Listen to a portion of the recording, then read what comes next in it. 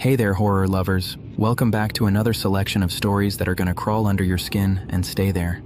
Before we dive in, you know the drill. If you want more content like this, smash that subscribe button, ring the bell, and join the community. We've got plenty more nightmares where these came from. So get comfortable, turn off the lights if you dare, and let's get started. Enjoy the ride.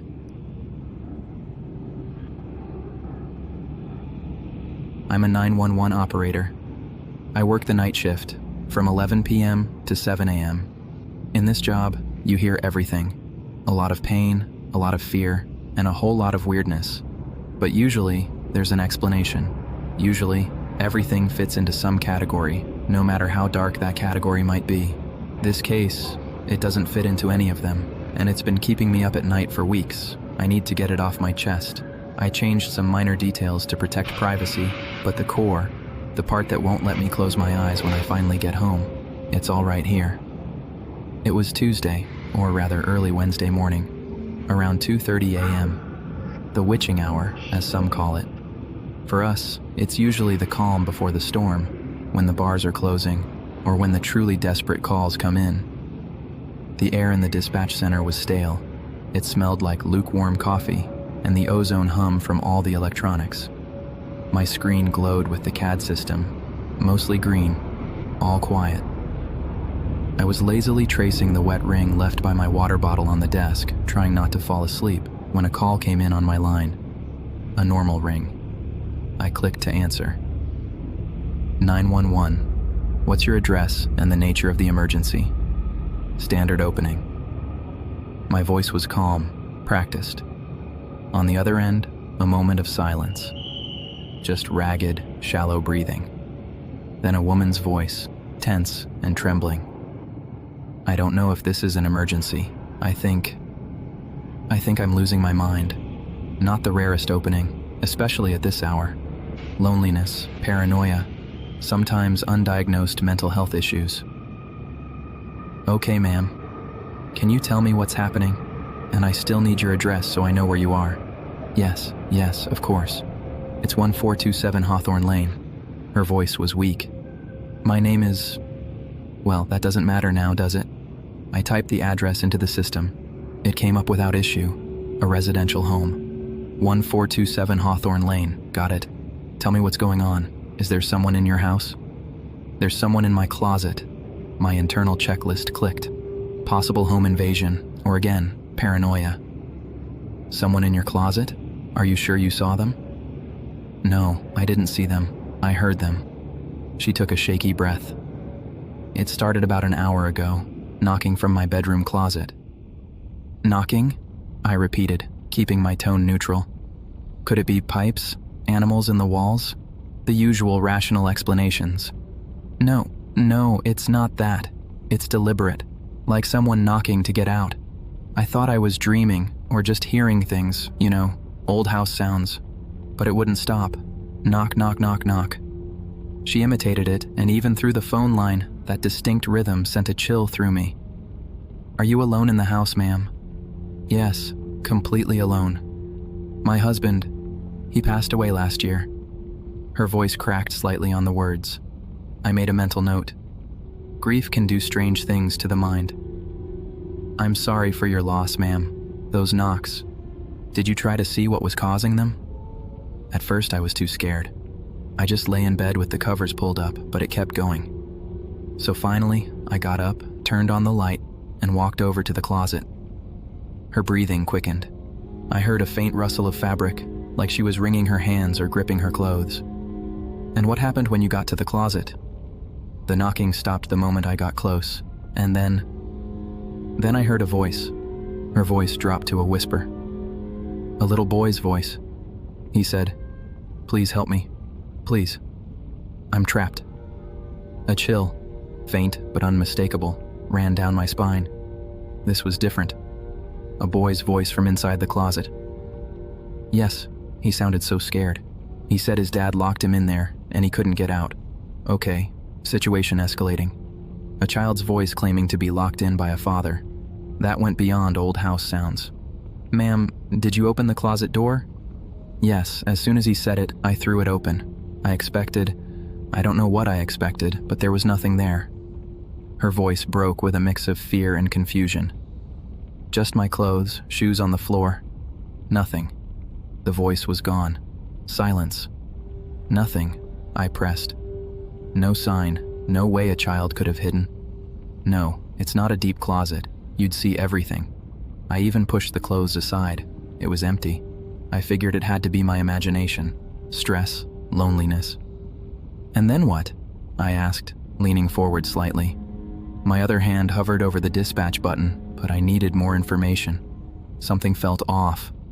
This wasn't a prank call. Prank callers have a different vibe, smugness or fake panic. This woman sounded genuinely terrified and confused. I felt so relieved, but also so confused. I stood there for a minute, trying to catch my breath. Then I closed the closet door. She paused, and I heard a sharp inhale. And the second it clicked shut, the knocking started again, louder this time. And the little boy's voice, "Please don't leave me here. He'll be mad if he finds out I talked." Her voice dissolved into a sob. "I don't know what to do. I'm so scared. Is it a ghost? Am I going crazy? But it sounds so real." I slowly breathed out. My skepticism warred with a growing unease.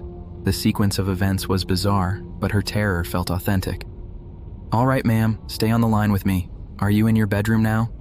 "No, I ran out. I'm in the living room. I locked the bedroom door, but I can still hear it faintly. That knocking." "The closet's in the master bedroom?" "Yes, the big one."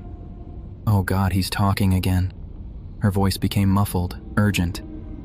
"He says his dad locked him in because he was a bad boy. He says his dad gets really angry and sometimes hurts him." There it was, a concrete detail, an allegation of abuse, whether delusion, ghost, or something else entirely.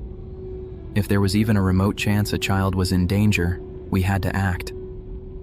My fingers flew across the keyboard, initiating a welfare check dispatch. Possible child endangerment situation. I assigned it top priority. "Ma'am, I'm sending officers to you right now. They'll check everything. I need you to stay on the phone with me. They're on their way." "Oh, thank God. Thank you." Relief flooded her voice, but the underlying terror remained. He's crying now, the little boy. He says his dad told him if he made noise, he'd be sorry. He says he's afraid of the dark." I relayed the additional info to the responding units. The caller reports hearing a child's voice from a closet, claiming to be locked in by an abusive father. The child is reportedly scared and crying. The radio dispatcher acknowledged. Units en route. Estimated time of arrival, 6 minutes. 6 minutes can feel like an eternity on a call like this. I tried to keep her talking, to keep her from spiraling. "Ma'am, what's your name?" I'm Eleanor Vance." "Okay, Eleanor, the officers are coming. You're in a safe place right now." "I'm in the living room, like I said. The door's locked, but the sound, it feels like it's getting clearer from here. Or maybe I'm just listening harder." She paused. "He says his dad says not to talk to strangers, but you're not a stranger if you're helping, right?" My blood ran cold. That innocence combined with the implied threat was deeply unsettling. "Are you talking to him?" I asked. "No, I just hear him so clearly. I don't know how he's talking to me from upstairs. It's like he can hear me talking to you. Maybe I shouldn't have come down. Should I go back to the room?" "No, Eleanor, stay where you are. You're helping, and we're helping. Just wait for the officers." I heard her scared, uneven breathing. I focused on the CAD screen, watching the tiny car icons representing the patrol units crawl across the map of Hawthorne Lane. Every tick of the clock in the dispatch center sounded unnaturally loud. "Eleanor," I said, forcing my voice to stay steady. "When the officers arrive, they'll knock. Let me know it's you." Yes, I will." She was silent for a moment, then said, "He says thank you, the little boy. He says he hopes they get here soon because it's hard to breathe in here." "Hard to breathe?" My stomach tightened. That detail was chillingly specific. Ventilation in a closed closet isn't great. "They're almost there, Eleanor.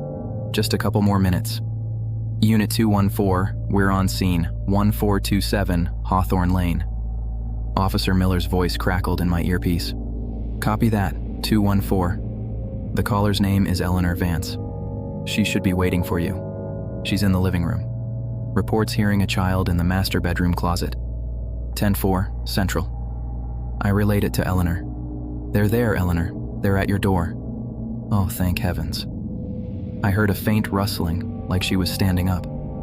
Then silence for a few seconds. I expected to hear her talking to the officers, the sound of the door opening. Instead, the radio crackled again with Officer Miller's voice, sounding puzzled. Central, there's a man at the door who says he's the homeowner. I frowned. A man? Ask him if Eleanor Vance is there, or any woman. A brief pause. Central, negative. The man insists he lives here alone with his son. Says there's no Eleanor Vance here, no woman at all. A cold dread, much deeper than before, began spreading through me. I looked at the address on my screen, Hawthorne Lane 1427, confirmed. Eleanor, I said into the phone, are you there? The officers say a man answered the door. They say there's no woman there, her voice returned, weak and filled with utter bewilderment. What? No, that's impossible. I'm here. This is my house. I'm looking out the living room window. I see the patrol car. Unit 214, I said, my voice tight. The caller insists she's inside the house, says she can see your car. This was getting stranger by the second. Central, the man's holding firm. He looks pretty confused himself. Says there shouldn't be anyone else here. Miller's voice sounded cautious. Says his name is Arthur Collins. He has ID. Eleanor, I pressed. What does this man look like, the one at the door? I can't see him well from here, just his silhouette. Her voice was trembling violently now. But this is my house. I've lived here for 20 years. My husband, Robert. We bought it together. Unit 214, the caller's name is Eleanor Vance. She says her late husband's name was Robert. Does the name Vance mean anything to Mr. Collins? I waited, listening to the silence on Eleanor's end, then Miller's response. Central, Mr. Collins says he bought the house 3 years ago at a deceased estate auction. The previous owner passed away, Robert Vance. My heart slammed against my ribs. Estate sale, previous owner deceased, Robert Vance. That meant, Eleanor, I said quietly. The officer says Mr. Collins bought the house 3 years ago from Robert Vance's estate. Eleanor, you said your husband's name was Robert. A long, heavy silence stretched from her end, only the sound of her breathing, growing more ragged, more panicked. She was hyperventilating. Eleanor? Are you with me? Then a choked sound. No, that can't be. Robert died last year. Not 3 years ago. I was there. Her voice dissolved into bewilderment and fear. This is my house. This was spiraling beyond my control, beyond any recognizable scenario. But the child was still the priority. Unit 214, I said, suppressing my own disorientation. Regardless of the caller's status, the initial report was about a child locked in a closet, possibly being abused. Mr. Collins says he has a son. You need to check on that child's welfare. 104 Central. Mr. Collins confirms he has a 7-year-old son named Leo. Says he's sleeping upstairs. Ask if you can see the boy, just to make sure he's okay, given the nature of the call. There was a pause. I heard Miller speaking quietly to Collins. Then Miller came back on the radio. Central, subject is refusing. Says the boy's fine, doesn't want him woken up. He's getting a little agitated. Eleanor, I whispered into the phone. Are you still there? A faint, uneven sound, like a sigh. I don't understand what's happening. Unit 214, I repeat, due to the nature of the call, we need to see the child. It's a welfare check. My training kicked in. We had cause. Again, the muffled conversation. Then Miller's voice, more clipped. Central, subject is becoming uncooperative, denying access. He's raising his voice. Then a sudden change in his tone. Wait, Central, did you hear that? Hear what? 214? A sound from upstairs. Faint, like a thump or a door closing. My stomach dropped. Eleanor, I said quickly. The closet you heard knocking from, what room is it in? The master bedroom, she whispered. Upstairs, at the end of the hall. Unit 214, the original report mentioned a closet in the upstairs master bedroom. Did that sound come from that direction? Affirmative, Central, definitely from upstairs. Subject is trying to block the doorway. My partner's trying to hold him. Eleanor's line was still open. I could hear her panicked gasps, like listening to someone drowning. Then chaos on the radio, shouting, "Sir, step back, police, do not resist." Sounds of a struggle. My own pulse roared in my ears. I gripped the phone tighter. "Central, we're going in to check on the child," Officer Miller's tense voice. "Subject is non-compliant." I heard running footsteps over the radio. Officers, moving fast. "Upstairs. Check the bedrooms." Eleanor was making small, pitiful sounds now. "They're in my house, but they can't see me. Robert, what's happening to me? Robert." "Unit 214, status?" I demanded. Checking rooms. Master bedroom at the end of the hall. Doors closed. A pause. Then, "It's locked." "Eleanor, did you lock your bedroom door when you left?" Yes, I locked it," she murmured. "Unit 214, the caller says she locked that door." "Copy, Central. We're announcing, then breaching if no response." I heard them shout, "Police, who's in there? Open the door." Silence. Then a heavy thud. Another. The sound of splintering wood. "We're in," Miller yelled. "The closet, it's closed. Oh my God. Central, we've got him. A child in the closet. He's alive, conscious, but scared. A small boy. Matches the description." A wave of dizzying relief washed over me, so strong I almost doubled over. He was real. The boy was real. They got to him. Arthur Collins was in very, very deep trouble now. But then the other half of this story crashed down on me. "Eleanor. Eleanor," I said, my voice hoarse. "They found him. Little Leo. He's safe. They have him." Her response was a broken whisper, almost inaudible. "Leo. His name is Leo. He was real." "Yes, Eleanor, he was real. But the officers, they still can't see you. Mr. Collins says you're not there." "Eleanor, where are you in the house right now?" A long, trembling inhale. I was in the living room by the window, but when they came in, they walked right past me, right through where I was standing." Her voice was filled with a dawning, unspeakable horror. "They didn't see me. He didn't see me. Eleanor, I didn't know what to say. What could I say? The closet, the master bedroom, that's where I heard him so clearly. I spent so much time in that room after Robert." Her voice trailed off. Then a new shade of horror, colder than before. "If Mr. Collins bought the house 3 years ago from Robert's estate, and Robert died then, when did I die?" The question hung in the air, freezing me to the bone. I had no answer. There was no protocol in my manual for this. I don't feel anything," she whispered. Her voice now sounded distant, drained. Like I'm fading. I can't see the room clearly anymore. It's cold. Eleanor, stay with me. Can you tell me anything else? Can you describe what you see around you?" My professional instincts were useless, grasping at straws. Her voice was barely a breath. Just darkness and wind. So much wind. And then a click. The line went dead.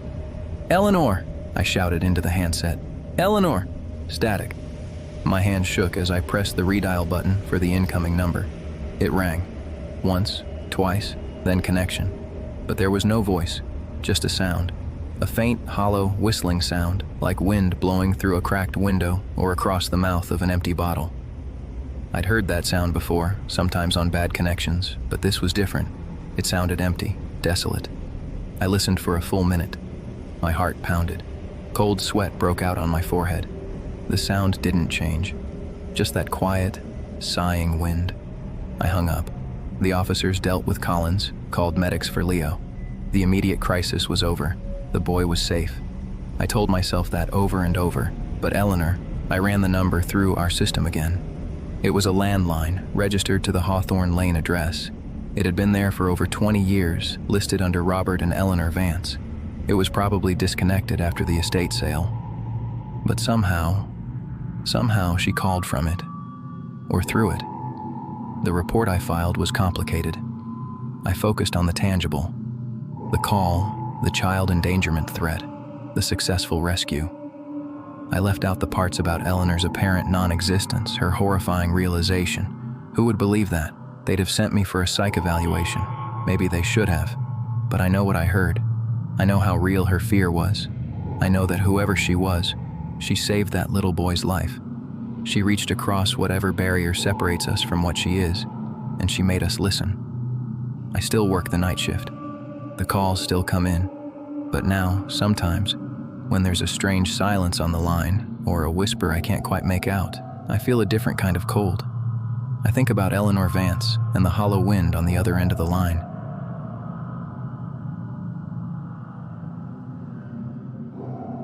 I haven't looked at my reflection properly in weeks, not in mirrors, not in store windows, not even in my phone's dark screen before it lights up.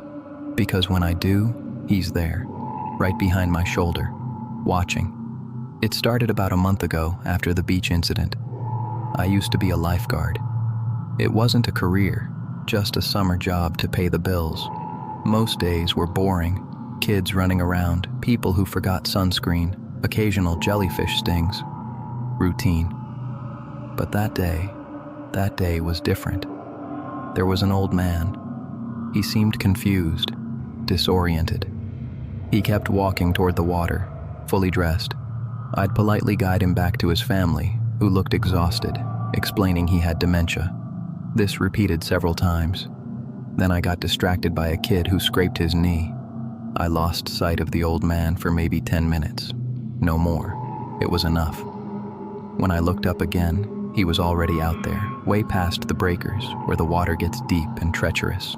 He wasn't swimming, he was flailing. His head kept dipping under the waves and reappearing, panic etched on his face. I blew my whistle, grabbed my rescue buoy, and dove into the surf. The water was cold, the current strong. I pulled with everything I had. My arms burned, my lungs screamed, but I was too late. By the time I reached where he'd last been seen, he was gone. Just empty, indifferent gray water. We searched for hours. His body washed up on the shore a mile away the next morning. The guilt was overwhelming, crushing. My job was to watch, to protect, and I failed. If I'd just been a little more alert. A few days after the funeral, it started. I was brushing my teeth, staring absently into the bathroom mirror, and there he was, not inside the mirror but behind my reflection. The old man. His skin was bloated and pale, the color of wet parchment. His eyes were empty dark holes. His clothes were soaked and clung to his gaunt frame, and he just stared at me. Not angrily, not accusingly, just stared, like he was waiting for something. I splashed water in my face, thinking it was exhaustion, stress.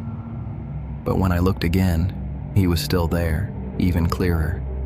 And it wasn't just the bathroom mirror, on any reflective surface, in a puddle, on a car's chrome bumper, in the dark surface of my morning coffee before I stirred in the milk.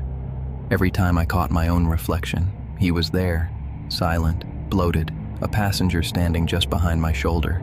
Always that same blank, empty gaze, always staring straight at me. I tried to ignore it, told myself it was stress, a vivid manifestation of my guilt. But it was so real. The way his soaked shirt hung limp, the faint bluish tint of his lips, details my mind shouldn't recreate so clearly. Sleep became a battlefield. I'd close my eyes and see him floating in the darkness behind my lids. I'd wake up drenched in sweat, convinced he was standing in the corner of my room, just out of sight. I lost my appetite. I dropped weight. The world started to feel thin, unreal, like a badly projected image. Eventually, I broke down and went to a psychiatrist. I felt like an idiot trying to explain it. I keep seeing that man who drowned in reflections. The psychiatrist, a kind woman with tired eyes, listened patiently. She nodded a lot. She called it a hallucinatory manifestation driven by grief, a fancy way of saying my guilt was making me see things that weren't there. She prescribed mild anti-anxiety meds and gave me some advice. The most important thing, she said in a calm, reassuring voice, is to try to break that association. For a while, try not to look at reflective surfaces. Consciously look away. As the guilt fades, as you begin to process the trauma, these visions will weaken. They'll disappear. It sounded too simple, but I was desperate, so I tried. I really tried. I covered the bathroom mirror with a towel. I avoided store windows. I learned to shave by feel. I stopped drinking coffee from dark mugs. It was hard living in a world where I constantly had to avert my gaze from my own image. but I was determined to make it disappear. For a week, it seemed to work. I didn't see him because I wasn't looking. The pills took the edge off my anxiety. I started sleeping a little better. I thought maybe she was right. Maybe it was just my mind playing tricks on me. And then it got so much worse. It was evening. I was walking home from the grocery store. The sun was setting, casting long, distorted shadows on the sidewalk. I glanced down at my own shadow, stretched out ahead of me, and he was there. Not a reflection, a shadow layered over mine, standing right behind it. And this time, there was something new. He seemed closer. Not physically closer in the shadow, but his presence felt more intense, more real, like he'd taken a step toward me in that ghostly space he occupied. My blood ran cold. Now it wasn't just reflections in water. Over the next few days, it escalated. I saw him in the dim reflection, on the turned-off TV screen, on the polished surface of the table, in the glare of my own glasses, if I caught them at the wrong angle. And each time, he was a little closer. His dark silhouette in my shadow was no longer just behind me. It was almost merging with mine. The sensation of his presence became oppressive, a constant weight on my chest. The psychiatrist's advice had backfired catastrophically. Avoiding reflections didn't make him disappear. It made him adapt, spread like a stain. I stopped taking the pills. They weren't helping. This wasn't a hallucination that could be silenced with drugs. It was something else, something real. And I realized something I hadn't told the psychiatrist, hadn't told anyone. That old man, when he drowned, I wasn't too late. That's the lie I told myself, the lie I told everyone. The truth is, I reached him. I saw the panic in his eyes, felt his frail, desperate hands clawing at me as he fought for air. He was in my hands. I could have pulled him out. I could have saved him. But I didn't. You see, lifeguarding offers opportunities. People in the water are vulnerable, unsuspecting. And I have a hobby, a very specific hobby. It started a few years ago. A need, a curiosity to know what it feels like to watch the light go out in someone's eyes, knowing I'm the reason. My first was a drunk who passed out too close to the tide line late at night. Easy, messy, but easy. The guilt after that was different. Not like now. It was sharp, almost exhilarating, a secret power, and it faded quickly, especially after the next time. Each new experience, each new type of ending I orchestrated seemed to cleanse the palate, so to speak. The thrill of the new, the challenge. It displaced the old memories, the old man with his dementia, his helplessness. He was a new type, so vulnerable, so trusting, even in his confusion. It was going to be interesting, a new texture for my collection. I held him under just a moment longer than necessary, watched the last bubbles escape his lips. Then I let him go and played the grieving, failed lifeguard. This ghostly presence, this constant, watery accuser. It had never happened before. With the others, there was nothing, just a quiet satisfaction with a job well done. But he was clinging to me, or I was clinging to him. I decided the psychiatrist was wrong, but maybe the core principle was right. I needed to break the association, not by avoidance, but by repetition, overlaying that bad memory with a new one, a fresh experience. That's what had worked before. That's how I managed the intrusive thoughts. After the first time, I needed to, so to speak, get back in the saddle. So I went back to the beach. Not the same one, a different one, a few towns over. I reactivated my old lifeguard license without any trouble. I needed to be in that environment. I needed an opportunity. I spent a week on the stand, scanning the waves, my skin crawling. Every ripple on the water, every glint of sunlight showed him to me. He was still there, still watching, now closer. His face almost touching the shoulder of my reflection. His empty eyes boring into mine, but I forced myself to look, to endure, to wait. And then I saw her, a young woman swimming alone, far from shore, away from the crowd. She was a strong swimmer, but she was alone. Vulnerable, perfect.